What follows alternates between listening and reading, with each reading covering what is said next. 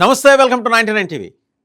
Science and technology నిజంగా ఒక అద్భుతం. ఎలాంటి మిత్స్ ఉంటాయో అవి జనాలకు అర్థం కానప్పుడు మనకు అర్థం కాలేదు కదా, ప్రకృతి అంతేలే అని అనుకుంటూ ఉంటారు జనాలు. ప్రకృతి అంతే కాదు, ప్రకృతి ఒక నియమం ప్రకారం నడుస్తుంది. ఆ నియమాన్ని ఫాలో అయితే మనకి విపత్తులు రావు. అది ఇండికేషన్.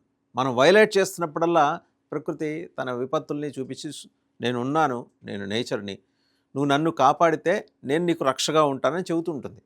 అర్థం చేసుకోలేకపోవడం అనేది మన మూర్ఖత్వం, అజ్ఞానం, అహంకారం. సరే, ఇప్పుడు కొత్తగా ఏంటంటే సూర్యుడు మహోగ్ర రూపం దాల్చబోతున్నట్ట.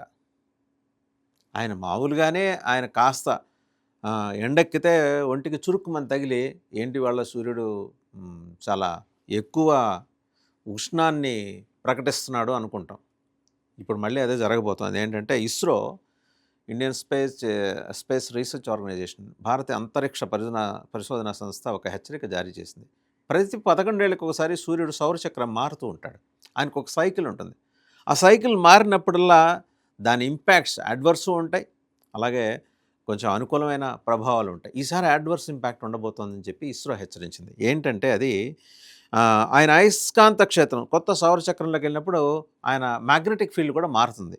పర్యవసానంగా సూర్యుడు ఉగ్రరూపం దాల్చడంతో శక్తివంతమైన సౌరజ్వాలలు, చాలా ఎఫెక్టివ్గా, చాలా అగ్రెసివ్గా ఉండే సౌరజ్వాలలు అవి డిసిమినేట్ అవుతాయి. అవి భూమి వైపు పయనిస్తాయి. ఈ ప్రభావంతో శాటిలైట్సు, పవర్, కమ్యూనికేషన్ వ్యవస్థలు చాలా బలంగా దెబ్బతినే ఒక సూచన, ఒక ప్రమాదాన్ని ఇస్రో సజెస్ట్ చేస్తూ ప్రమాదం కనిపిస్తోందని చెప్పి చెబుతోంది. సూర్యుడిపై భారీ సౌరజ్వాలలు ఏర్పడినట్టు అది ఆల్రెడీ ఇస్రో ఐడెంటిఫై చేసింది. దీనివల్ల భారతదేశానికి ఎక్కువ ముప్పు ఉంటుంది. అంటే ముందస్తు హెచ్చరిక, అలార్మింగ్ అనమాట. ఎలాంటి ఇంపాక్ట్ ఉంటుందనేది, భారీ విస్ఫోటనాలు ఏర్పడతాయట సూర్యుడి అయస్కాంత క్షేత్రం వద్ద. ఆ విస్ఫోటనాల నుంచి సౌరజ్వాలలు భూమి వైపు దూసుకొస్తాయి.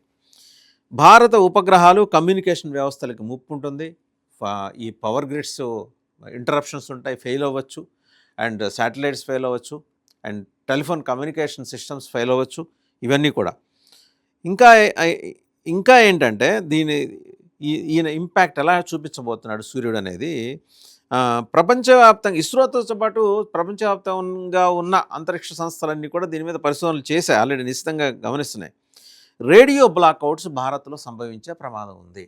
ఏంటి రేడియో బ్లాక్అవుట్స్, ఎందుకు సంభవిస్తే ఉండే పర్యవసానాలు ఏంటి అనే దాని గురించి ఇస్రో చేసిన హెచ్చరికను కనుక చూస్తే, తీవ్రమైన సౌర తుఫాన్లు భూమి వైపు వస్తే ఉపగ్రహాలు దెబ్బతింటాయి.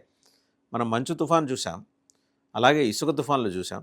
ఇది సౌర తుఫాన్. అగ్ని జ్వాలలు ప్రజ్వలిస్తూ భూమి వైపు తీసుకుంటూ వస్తే కనుక ఉపగ్రహాలు దెబ్బతినడంతో పాటు టీవీ సిగ్నల్సు, రాడార్సు, అలాగే పవర్ గ్రిడ్స్ ఇవన్నీ కూడా ప్రభావితం అవుతాయి.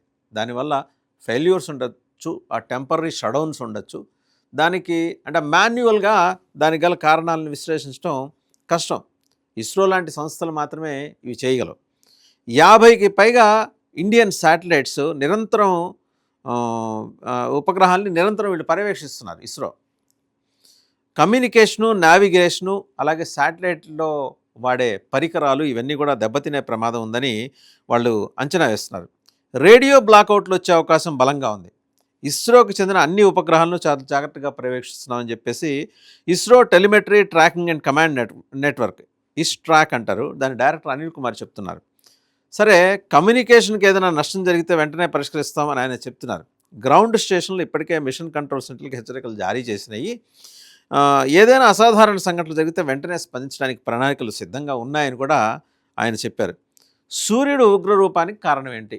జనరల్గా ఇది అందరికీ వచ్చే సందేహం. ప్రస్తుత సౌరజ్వాలల అలజడికి యాక్టివ్ రీజియన్ 14366 అని పిలిచే అయస్కాంత సంక్లిష్ట సమూహం అట.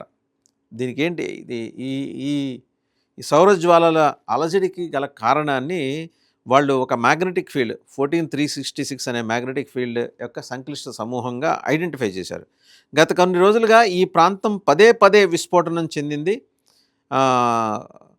X8.1 క్లాస్ జ్వాలతో సహా 4 అత్యంత బలమైన సౌరజ్వాలను ఉత్పత్తి చేసింది. సో ఆల్రెడీ సౌరజ్వాలల ఉత్పత్తి మొదలైంది. నెక్స్ట్ ఫేజ్లో అవి భూమి మీదకి అటాక్ చేయడానికి వస్తాయి. భారత ఉపగ్రహాలు ఇక్కడ ప్రధానంగా చెప్తున్న 50 శాటిలైట్స్ని ఇస్రో నిరంతరం గమనిస్తూనే ఉంది. శాటిలైట్స్లో ఉండే పరికరాలు ఆ జ్వాలల వేడికి తాకిడికి దగ్ధం అవ్వచ్చు, పనికి రాకుండా పోవచ్చు, పవర్ గ్రిడ్స్ ఫెయిల్ అవుతాయి అండ్ టెలిఫోన్ సిగ్నల్స్ ఫెయిల్ అవుతాయి, ఎందుకంటే శాటిలైట్స్ మీద నడిచేవి కాబట్టి. రాడార్స్ ఫంక్షనింగ్ ఫెయిల్ అవుతుంది. ప్రత్యేకించి మ్యాగ్నెటిక్ ఫీల్డ్స్కి దగ్గరగా ఉండే వ్యవస్థలన్నీ దెబ్బతింటాయి.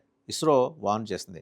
సో సూర్యుడు ఇంకా వేసవి రాకముందే తాను మారిన సౌరచక్రం కారణంగా ఇంకొక మ్యాగ్నెటిక్ ఫీల్డ్కి షిఫ్ట్ అవటం కారణంగా వెలువడే ఈ సౌర జ్వాలల నుంచి మనకుండే ముప్పని అన్ని దేశాలు వాళ్ళ అంతరిక్ష పరిశోధన సంస్థల ద్వారా ఎడ్యుకేట్ చేసుకుంటూ వస్తున్నాయి. ఎలా అవార్ట్ చేయొచ్చు అనే దానికి సంబంధించిన ప్రణాళికలు కూడా సిద్ధం చేసుకుంటూ వస్తున్నాయి. And ISRO is prepared for that.